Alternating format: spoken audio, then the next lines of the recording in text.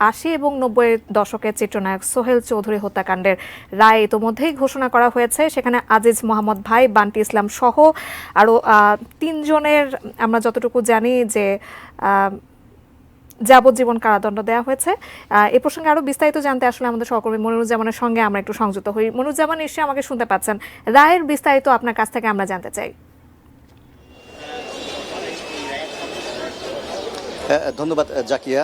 যে আলোচিত যে সোহেল চৌধুরী হত্যাকাণ্ড যে মামলাটি হয়েছিল সেই মামলায় কিন্তু প্রায় 2 যুগের কিছু বেশি সময় পর আজকে কিন্তু রায় ঘোষণা হলো এবং এই রায়ে 9 জন আসামির মধ্যে 3 জনকে কিন্তু যাবজ্জীবন দেওয়া হয়েছে, বাকি 6 জনকে খালাস দেওয়া হয়েছে। যে 3 জনকে যাবজ্জীবন দেওয়া হয়েছে তাদের মধ্যে ব্যবসায়ী আজিজ মোহাম্মদ ভাই, বান্টি ইসলাম এবং আদনান সিদ্দিকী রয়েছেন। এই 3 জনকে যাবজ্জীবন কারাদণ্ড দেওয়া হয়েছে এবং তারা কিন্তু পলাতক রয়েছেন। বাকি যে 6 আসামি সেই 6 আসামিকে খালাস দিয়েছেন এবং এখানে আদালত একটি পর্যবেক্ষণ দিয়েছেন এই রায়ে যে দীর্ঘদিনের আগের যে মামলাটি এবং সোহেল চৌধুরী কিন্তু সাধারণ কোনো মানুষ নয়, তিনি গুরুত্বপূর্ণ একজন ব্যক্তি ছিলেন এবং সেই হত্যাকাণ্ডের পর রাষ্ট্রপক্ষ এই যেই সব সাক্ষ্য প্রমাণ উপস্থাপন করা দরকার ছিল সেসব সাক্ষ্য প্রমাণ উপস্থাপন করতে পারেনি। বিশেষ করে তিনি যেটি বলেছেন যে সাক্ষী যারা দিয়েছেন চেষ্টা করেছেন আসামি যারা রয়েছেন তাদেরকে রক্ষা করতে।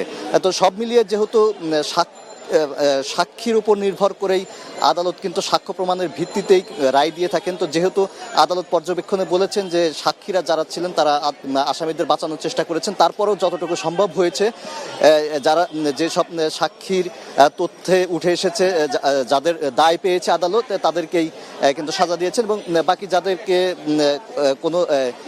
যাদের বিরুদ্ধে অভিযোগ প্রমাণ করতে পারেনি রাষ্ট্রপক্ষ কিংবা সাক্ষী যারা প্রমাণ করতে পারেননি তাদেরকে খালাস দেওয়া হয়েছে। তো এই ছিল আমার কাছে সোহেল চৌধুরী হত্যা মামলার রায়ের সর্বশেষ পরিস্থিতির খবর।